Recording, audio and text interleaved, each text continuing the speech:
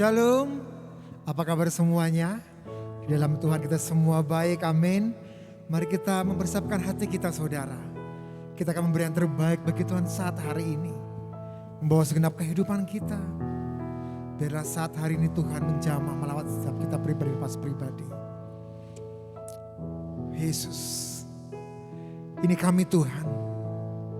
Ini kami anak-anak-Mu. Kami rindu untuk kami mau menyenangkan hati-Mu saat hari ini. Kami rindu untuk kami mau menyembah, memuji, memuliakan Engkau saat hari ini. Mari Tuhan Kau menjamah setiap kami. Kau mengurapi setiap kami. Perbarui setiap hati kami. Oh Yesus. Haleluya. Kami mau selalu memberi yang terbaik bagi-Mu. Dalam kehidupan kami, dalam pelayanan kami. Kami membawa seluruh hidup kami, bahkan keluarga kami dalam tangan-Mu. Ini kami Tuhan.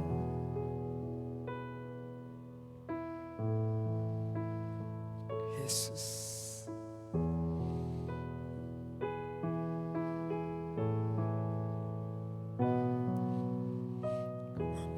Datang di hadirat-Mu dalam satu kasih dengan bersehati, berjanji setia sampai akhir, mengasihi-Mu Yesus. Bersama keluargaku melayani Tuhan, bersatu selamanya mengasihi Engkau. Tiada yang dapat melebihi kasih-Mu ya Tuhan.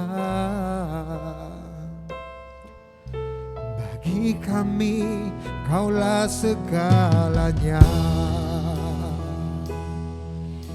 Sama-sama kita katakan lebih lagi. Kami datang di hadirat dalam satu kasih.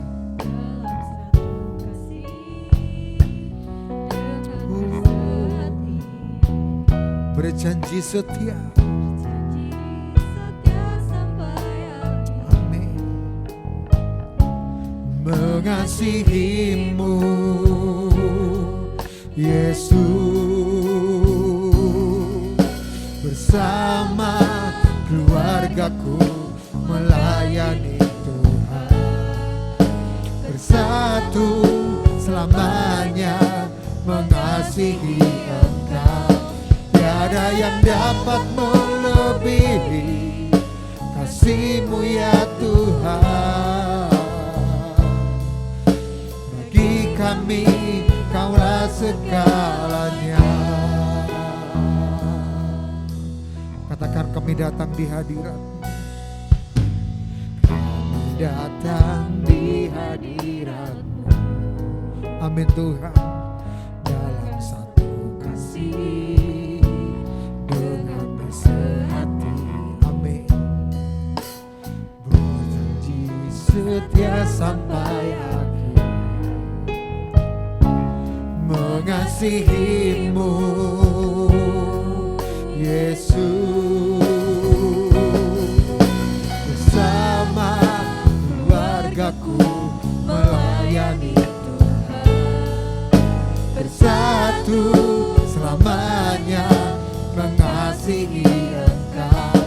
Tiada yang dapat melebihi kasih-Mu ya Tuhan. Kami Kaulah segalanya.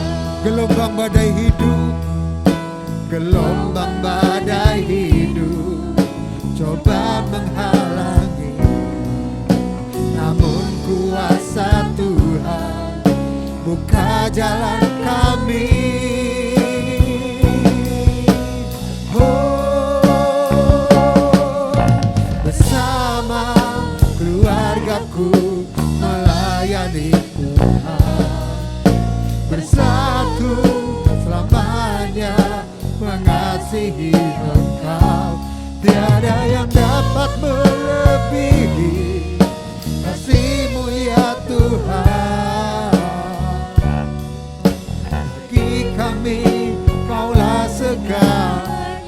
bersama keluargaku, bersama keluargaku melayani. Amin Tuhan.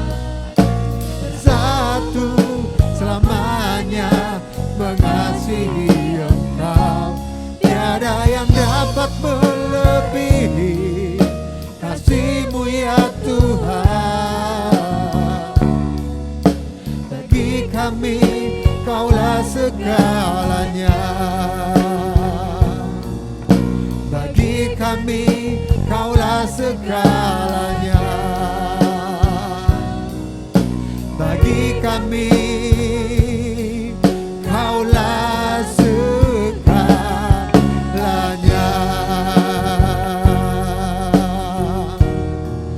Hanya Engkau Tuhan, Engkau segalanya. Kami menyembah, kami sembah Engkau, mulialah Engkau Bapa. Haleluya Yesus, kami bersyukur, kami bersyukur bagimu. Engkau baik Tuhan. Haleluya.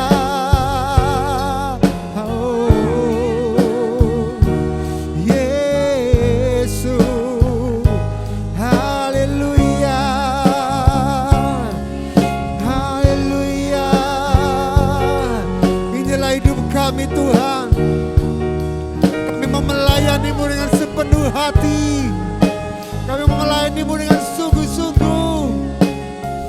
Oh Yesus, Yesus, haleluya. Terima kasih Tuhan, ini kami Bapa. Haleluya Yesus.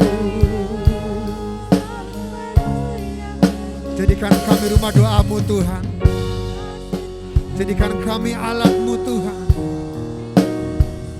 Oh Yesus,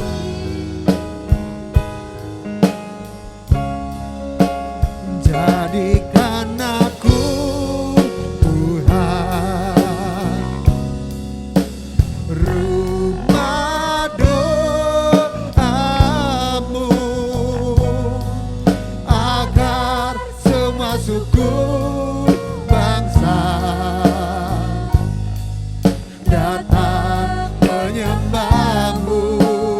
Amin Tuhan. Jadikan aku Tuhan, oh, rumah doa-Mu, agar semua suku bangsa datang menyembah-Mu. Ini kami Tuhan, haleluya. Jadikan aku Tuhan, amin, amin. Rumah doa-Mu, agar semua suku bangsa datang menyembah, datang menyembah-Mu.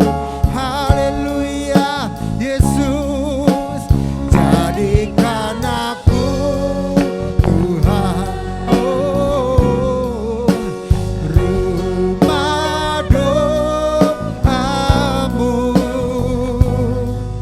agar semua suku bangsa datang menyembah-Mu. Agar semua suku bangsa,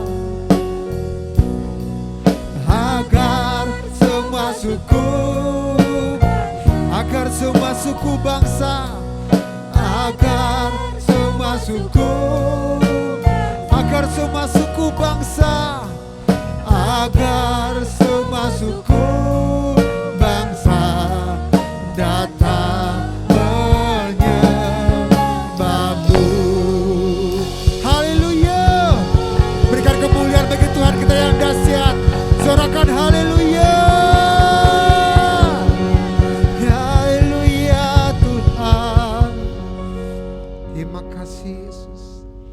Terima kasih Tuhan, terima kasih Bapa. Saat hari ini kami telah memuji muliakan Engkau Tuhan. Dan saat hari ini kami ingin lebih lagi memberi yang terbaik bagimu dalam pujian kami. Kami percaya Engkau hadir saat hari ini Bapa. Engkau melawat, Engkau menjamah. Bahkan Engkau mengurapi setiap kami pribadi lepas pribadi Bapa. Terima kasih Tuhan, terima kasih Yesus, inilah hidup kami. Dalam nama anak-Mu Tuhan Yesus. Yang siap memuji Tuhan, kita sama-sama katakan amin. Haleluya. Kita milik hal yang besar, amin. Kita milik hal yang dahsyat, amin. Pada saat hari ini segala pujian syukur kita mau naikkan lebih dahsyat lagi bagi Tuhan kita. Tuhanku Maha Besar.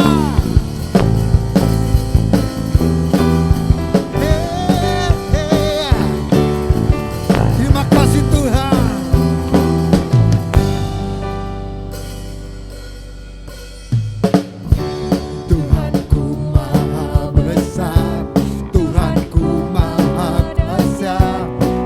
Segala raja, dia takkan tergoyahkan, dia takkan tergoyahkan, dia takkan terkalahkan, dia hidup dan berkuasa.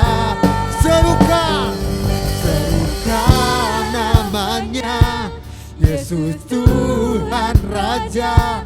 Segala kuasa tunduk dalam namanya. Dia luar biasa, berkuasa mulia. Yesus nama di atas segala nama. Yeah, haleluya. Terima kasih Tuhan.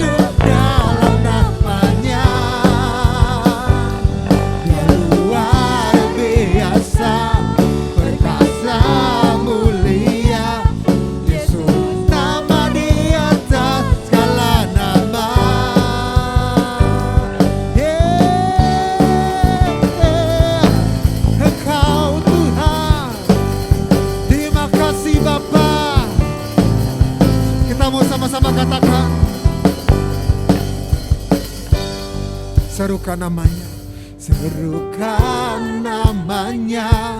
Amin, amin Tuhan. Oh,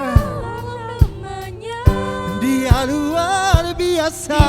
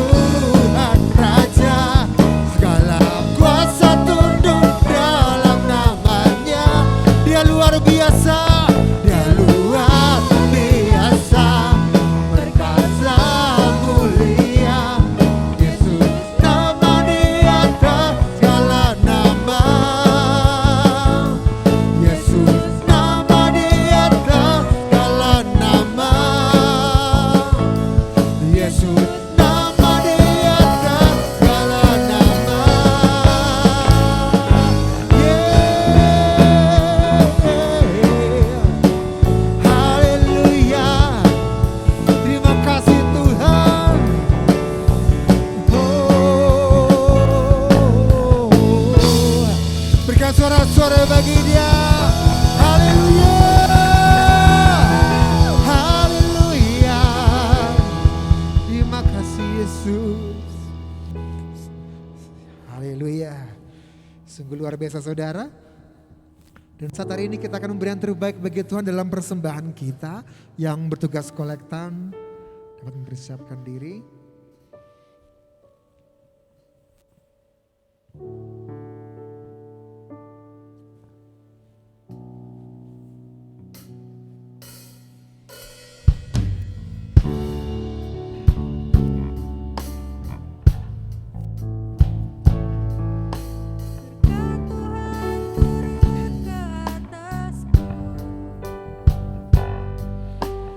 Anugerah besar melimpah di hidupku, setiap hari selalu baru, berkatnya mengalir di dalam hidupku.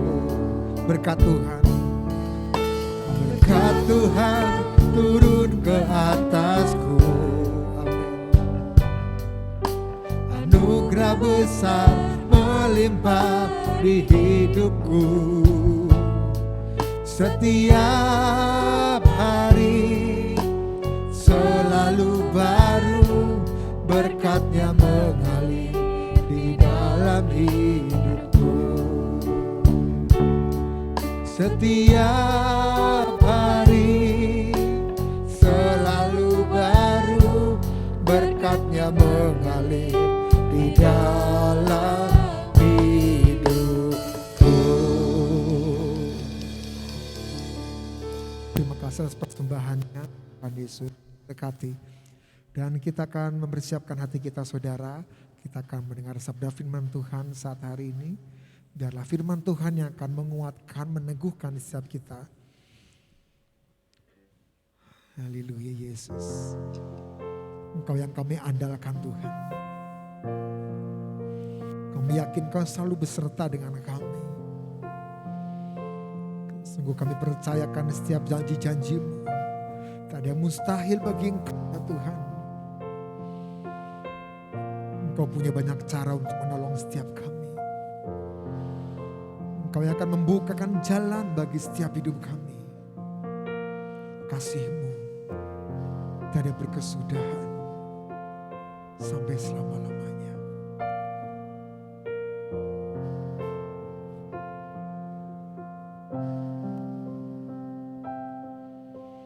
Tak akan ku andalkan kekuatanku, tak akan ku andalkan pikiranku.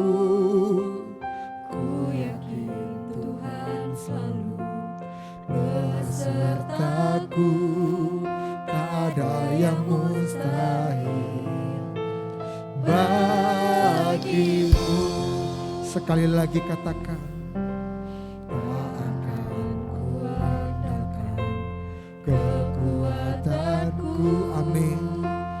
Tak akan ku andalkan pikiranku, ku yakin Tuhan selalu besertaku, tak ada yang mustahil bagimu. Tuhan selalu punya cara untuk menolongku. Tuhan selalu buka jalan, diberikan bagiku. Tak pernah berkesudahan kasih setiamu. Setiap hari Kau selalu menolongku.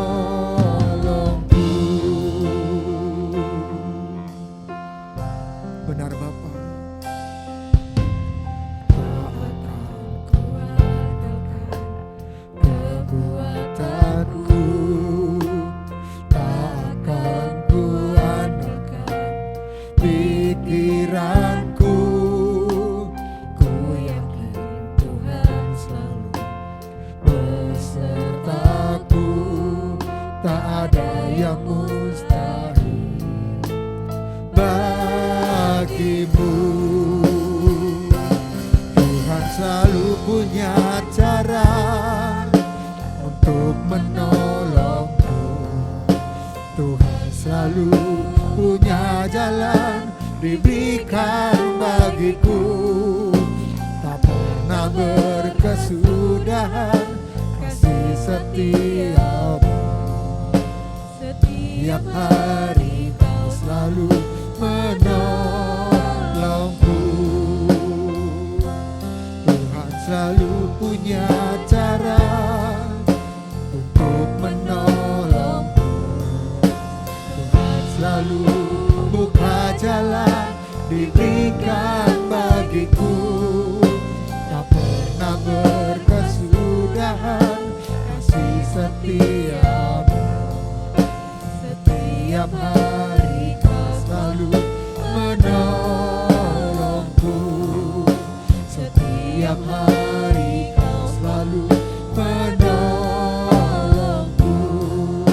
Setiap hari kau selalu menolongku.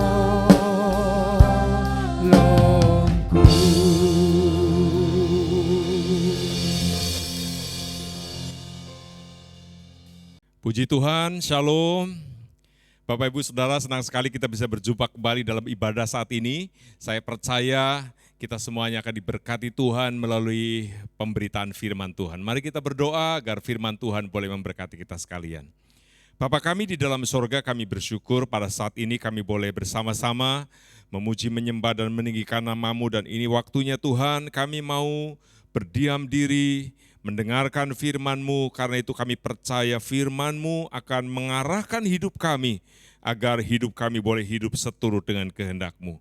Berbicaralah Tuhan, di dalam nama Yesus kami berdoa dan bersyukur, haleluya, amin. Puji Tuhan, Bapak Ibu Saudara, firman Tuhan pada saat ini masih berbicara kepada kita tentang hidup untuk melayani. Ayat mas kita akan saya bacakan kembali dari kitab Matius pasal 20 ayat 28. Sama seperti anak manusia datang bukan untuk dilayani, melainkan untuk melayani. Dan untuk memberikan nyawanya menjadi tebusan bagi banyak orang. Bapak Ibu Saudaraku, melayani identik dengan berkorban. Melayani identik dengan memberikan hidupnya kepada Tuhan dan kepada sesama, yaitu kepada pekerjaan Tuhan. Mari kita akan sama-sama belajar tentang jenis-jenis pelayanan sesuai dengan kitab Roma. Kita baca ayatnya, kitab Roma pasal 12 ayat 6 sampai ayat 8. Firman Tuhan berkata demikian. Demikianlah kita mempunyai karunia yang berlain-lainan menurut kasih karunia yang dianugerahkan kepada kita. Jika karunia itu adalah untuk bernubuat, baiklah kita melakukannya sesuai dengan iman kita. Jikalau karunia untuk melayani, baiklah kita melayani. Jika karunia untuk mengajar, baiklah kita mengajar. Jika karunia untuk menasehati, baiklah kita menasehati.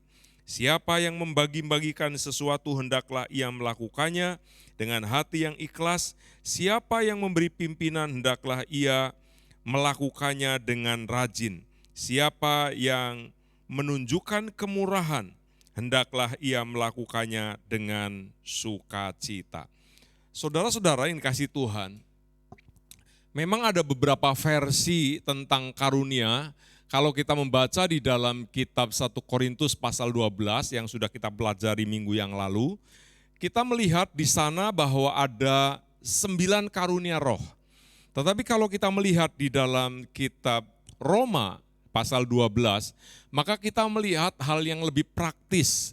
Mungkin di sana penjabaran perincian yang detail untuk gereja lokal, tetapi ini juga tidak kalah menarik dan pentingnya yang perlu kita renungkan bersama-sama. Dari bacaan kita yaitu Roma 12 ayat 6 sampai ayat 8 ini, saya menemukan 3 jenis karunia secara kelompok saudaraku yang perlu kita mengerti dan kita bergerak untuk melayani di dalam bidangnya, di dalam karunianya masing-masing. Yang harus kita ingat dalam hidup kita, kita harus hidup oleh iman, tetapi kita harus melayani sesuai dengan karunia. Setuju, katakan amin. Sekali lagi, hidup oleh iman, tetapi harus melayani sesuai dengan iman, sesuai dengan karunia, sesuai dengan panggilan Tuhan dalam hidup kita masing-masing. Nah, saudaraku, 3 jenis golongan karunia ini, ya, kita ini belajar yang pertama, yaitu karunia memimpin. Ya, kalau kita sudah membaca ayat tadi, ada yang diberi karunia untuk memimpin, hendaklah melakukannya dengan rajin. Kita melihat contoh dari Kisah Rasul pasal 14 ayat 23. Di tiap-tiap jemaat, rasul-rasul itu menetapkan penatua-penatua bagi jemaat itu, dan setelah berdoa dan berpuasa mereka menyerahkan penatua-penatua itu kepada Tuhan yang adalah sumber kepercayaan mereka.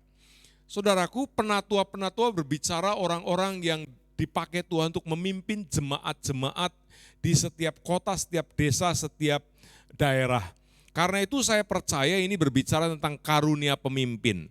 Tidak semua orang dipanggil menjadi seorang pemimpin.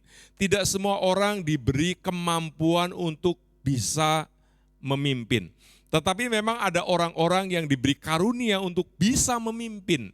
Baik memimpin dirinya sendiri, memimpin keluarganya, terlebih memimpin jemaat Tuhan yang ada di sebuah desa, sebuah kota, di sebuah tempat, gereja lokal. Di setiap gereja lokal ada pemimpin-pemimpin yang Tuhan tetapkan untuk melayani pekerjaan Tuhan di sana, untuk mengembalakan umat Tuhan, untuk mengarahkan jemaat Tuhan supaya jemaat Tuhan mendapatkan pengajaran, mendapatkan makanan rohani yang teratur, mendapatkan bimbingan, dipantau, dipelihara, dibimbing untuk hidup sesuai dengan firman Tuhan. Saya percaya setiap jemaat pada dasarnya adalah orang-orang yang mengasihi Tuhan, orang yang percaya kepada Tuhan.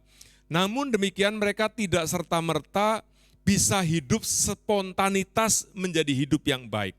Perlu ada seorang gembala, seorang pemimpin yang mengarahkan hidupnya, yang memberikan makanan rohani, yang memberikan pengajaran yang teratur, pengajaran yang sehat, bimbingan, bahkan contoh dan teladan yang baik. Karena itu karunia yang pertama yang tertulis di dalam ayat ini, meskipun mungkin urutannya tidak sama, tetapi yang pertama yang saya mau sampaikan adalah karunia untuk memimpin. Nah, saudaraku, saudara yang merasa terpanggil, merasa dipilih Tuhan, diberi kekuatan dan kemampuan untuk memimpin, saudara jangan lupa seorang pemimpin itu harus berani memulai dari sesuatu yang kecil. Mungkin saudara pemimpin kul atau pemimpin kelompok sel, pemimpin kaum muda, kaum remaja, pemimpin sekolah anak-anak sekolah minggu. Saudara di bidang-bidang yang paling kecil terlebih dahulu saudara lakukan bagian saudara sampai orang-orang yang dipimpin mengakui bahwa benar-benar saudara adalah orang yang dipanggil dan dipilih menjadi seorang pemimpin. Alkitab berkata barang siapa setia dengan perkara kecil, ia akan diberikan tanggung jawab dengan perkara besar. Artinya kalau kita sudah setia, diberi kepercayaan untuk memimpin sesuatu yang kecil, maka kepercayaan itu akan terus bertambah, bahkan dalam sebuah kapasitas yang semakin besar. Karena itu saudara, mari uji talenta karunia yang ada pada kita. Salah satu gambaran yang paling jelas, saudara memiliki karunia pemimpin atau tidak, maka dilihat dari seberapa banyak orang yang mendengarkan saudara, percaya kepada saudara, dan mau mengikuti saudara. Seorang pemimpin semakin besar pengaruhnya berarti semakin besar jiwa kepemimpinannya. Tetapi sekalipun seseorang merasa dirinya seorang pemimpin, tetapi tak seorang pun yang mau dipimpin, mau diarahkan, berarti memang karunianya dia mungkin bukan sebagai seorang pemimpin. Karena itu mari kita mau belajar saudaraku. Karunia yang pertama adalah karunia untuk memimpin.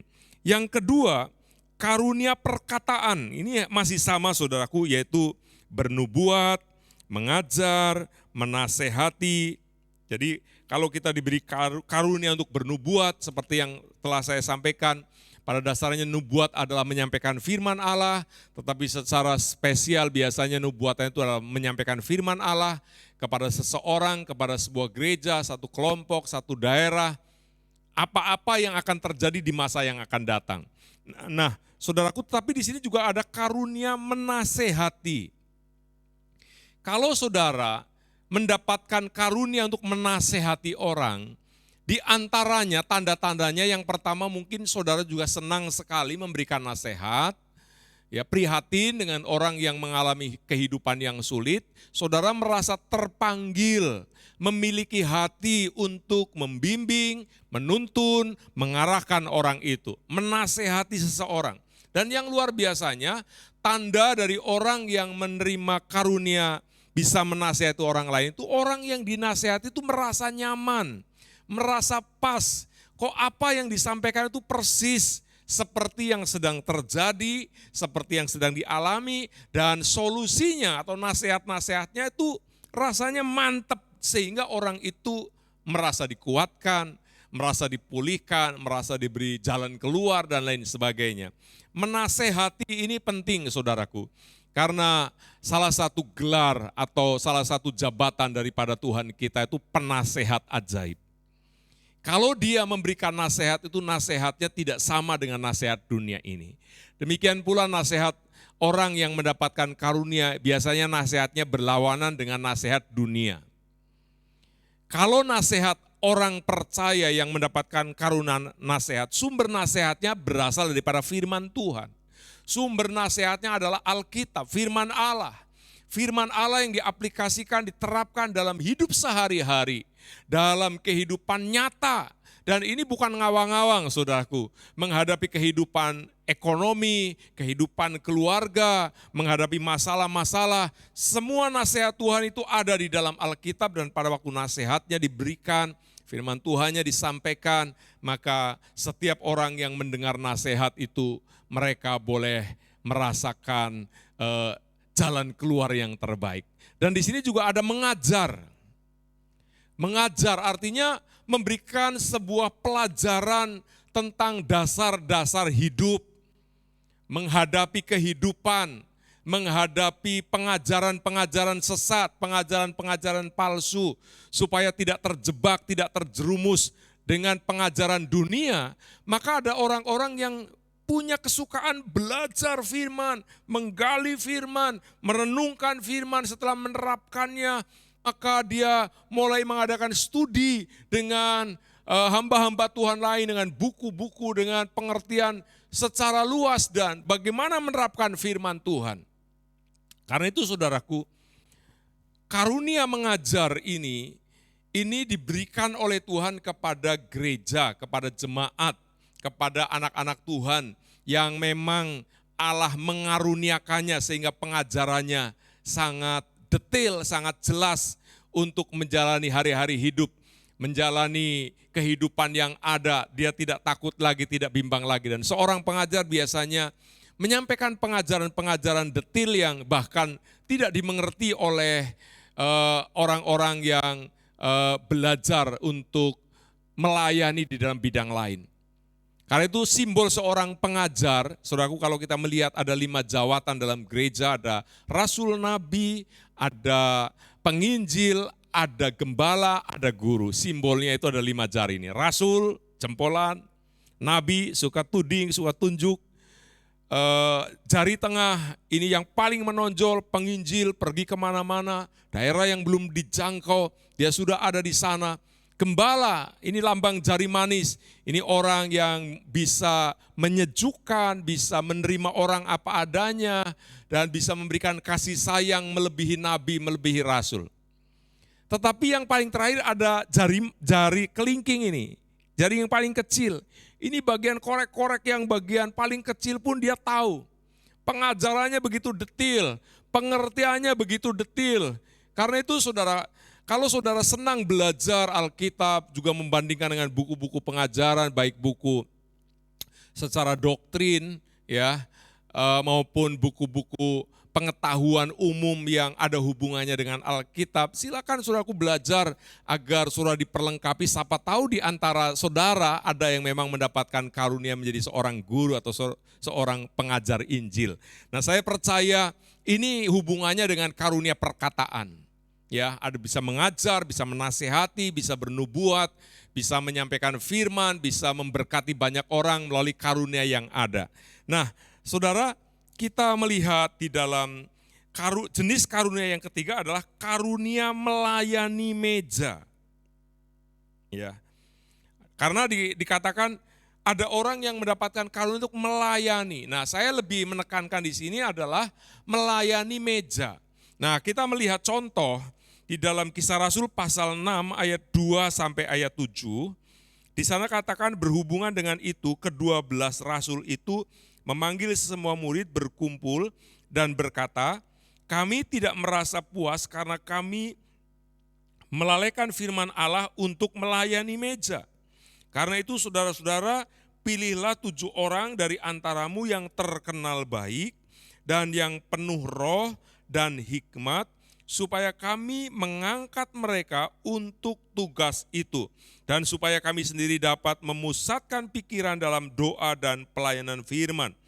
Usul itu diterima baik oleh seluruh jemaat, lalu mereka memilih Stefanus seorang yang penuh iman dan Roh Kudus, dan Filipus, Prokarus, Nikanor, Timon, Parmenas, dan Nikolaus, seorang penganut agama Yahudi dari Antioquia. Mereka dihadapkan kepada rasul-rasul, lalu rasul-rasul itu pun berdoa dan meletakkan tangan di atas mereka.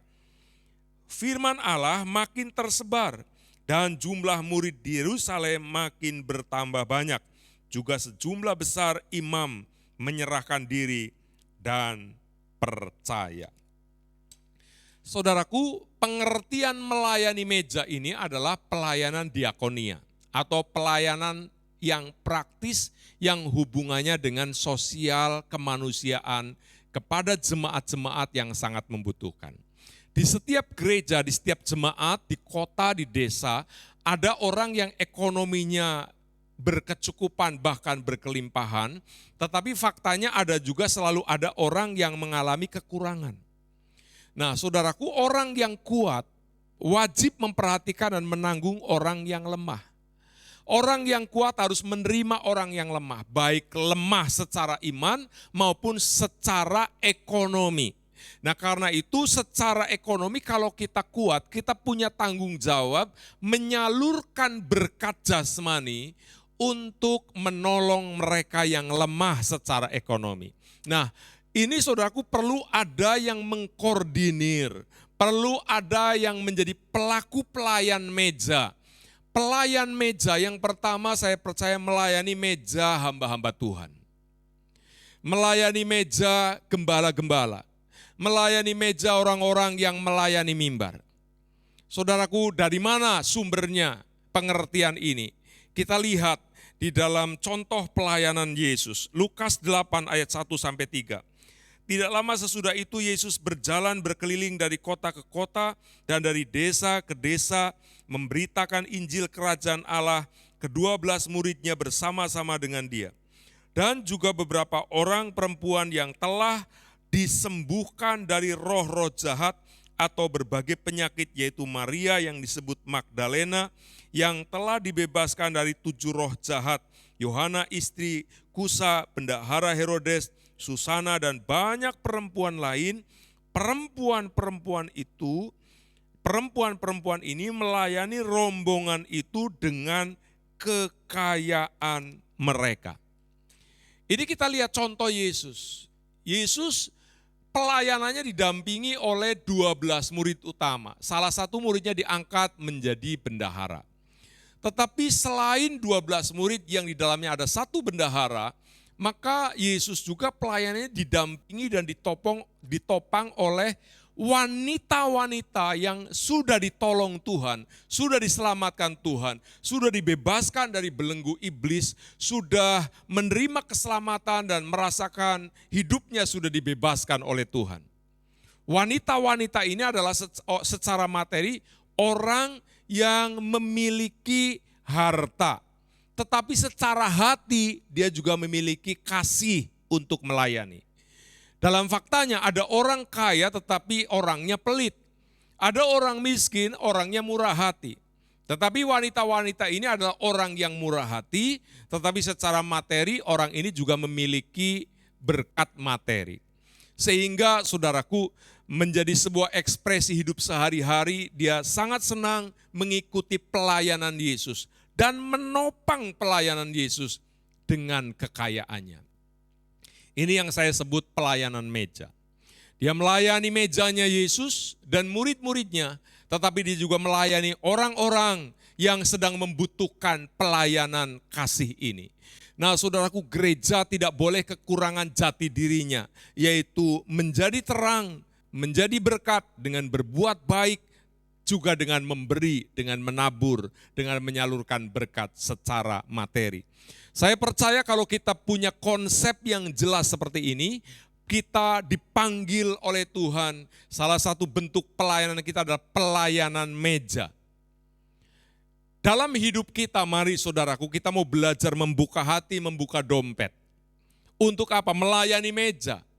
Ada banyak sekali saudara-saudara kita yang mejanya mungkin kosong. Mau makan susah, usahanya tidak menentu, ekonominya labil. Bukan berarti kita yang akan menjamin dan menanggung mereka. Tetapi di tengah-tengah kesulitan, di tengah-tengah kekurangannya, paling tidak ada di antara kita yang dipakai Tuhan untuk peduli memperhatikan mereka. Mungkin saudaraku, kemampuan kita sekarang masih kecil.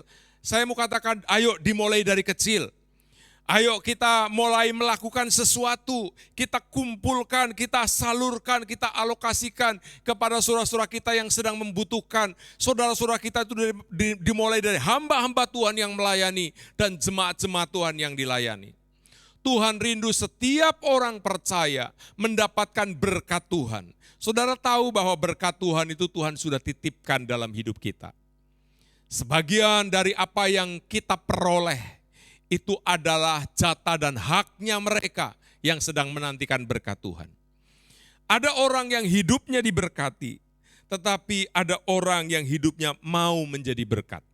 Dan saya percaya Tuhan rindu saudara bukan hanya diberkati Tuhan, tetapi Tuhan rindu saudara hidupnya menjadi berkat.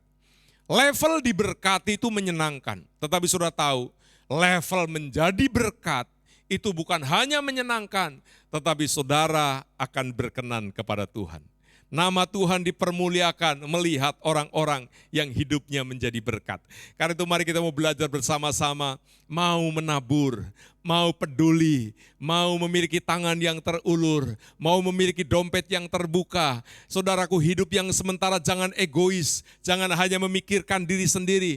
Ayo kita mau berdoa dan berpikir dan melangkah, mulai melakukan sesuatu untuk orang lain. Untuk pekerjaan Tuhan di gereja kita, untuk pekerjaan Tuhan di gereja orang lain yang Tuhan percayakan, yang Tuhan pertemukan, perlihatkan ada di depan mata kita. Kekuatan kita kecil, tetapi kalau kita satukan bersama-sama, kita salurkan bersama-sama, dari yang kecil Tuhan akan melakukan perkara-perkara yang besar. Dan satu hal yang kita harus tahu, saudaraku, hukum tabur tuai. Siapa menabur sedikit menuai sedikit, menabur banyak akan menuai banyak. Dan saya percaya apa yang kita perbuat dengan segenap hati seperti untuk Tuhan, Tuhan tidak akan pernah lupa memberikan upahnya bagi gereja-gereja, ya bagi anak-anak Tuhan yang mau melayani sesuai dengan karunia-Nya. Sekali lagi, saudaraku, kita harus melayani karunia yang pertama sebagai karunia untuk memimpin, karunia yang kedua adalah karunia memperkatakan, karunia perkataan, dia bernubuat, dia mengajar, dia menasehati. Tetapi karunia yang ketiga adalah karunia untuk melayani meja, yaitu kita boleh memberikan hidup kita menjadi berkat. Setuju, katakan amin. Mari kita bersyukur buat firman Tuhan, dan saya percaya saudara mulai menangkap dan saudara mulai praktek untuk menjadi berkat. Mari kita berdoa. Bapa kami di dalam sorga, kami bersyukur kami boleh belajar tentang pelayanan sesuai dengan karunia. Kami rindu hidup kami berbuah. Kami rindu kami boleh melakukan tugas dan tanggung jawab.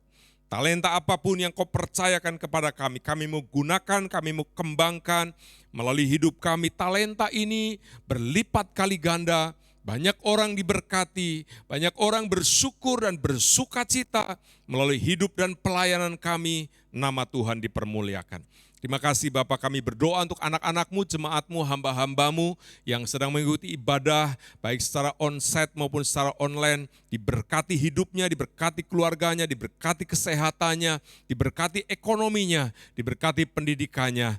Masalah persoalan yang sedang letih lesu dan berbeban berat, atasnya Tuhan membuka jalan sehingga mereka semua boleh keluar dari masalah, sesuai dengan jalan yang dibukakan oleh Tuhan. Makasih kalau ada anak-anakmu yang sedang berbaring sakit, yang sedang menderita, lemah, Bapa, di dalam nama Yesus, kuasa bilur-bilur Yesus saat ini menyembuhkan. Dalam nama Yesus Kristus, engkau yang sakit, engkau terima kesembuhan, terima mujizat. Dalam nama Yesus, engkau sembuh, engkau pulih, engkau kuat kembali. Dalam nama Yesus Kristus, terjadi sesuai dengan imanmu. Terima kasih Bapa, engkau memberkati bangsa kami, negeri kami, bangsa Indonesia. Biarlah bangsa kami boleh dilalukan dari pandemi COVID-19. Bangsa kami boleh menjadi bangsa yang kuat, bangsa yang menang, bangsa yang pulih seperti sedia kala. Berkati Presiden, wakilnya, seluruh jajaran pemerintah yang ada di pusat sampai daerah, sipil maupun militer. Kami percaya Engkau juga memberkati bagian tugas dinas kesehatan, diberkati oleh Tuhan. Terima kasih Bapak, sebentar kami akan berpisah, kami akan menyelesaikan ibadah ini, kami akan melakukan aktivitas kembali. Kami percaya berkat Tuhan dilimpahkan dalam hidup kami. Kami membuka hati, mengangkat kedua belah tangan kami, tengadakan wajah kami. Bapak, Ibu, Saudaraku, ini kasih Tuhan saat ini, terimalah berkat.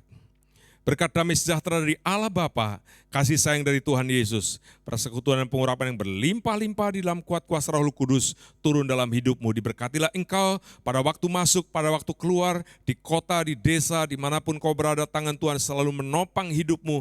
Apapun yang kau kerjakan selalu dibuat Tuhan berhasil. Hari ini sampai selama-lamanya Tuhan memberkati engkau. Haleluya, haleluya, amin. Tuhan Yesus memberkati.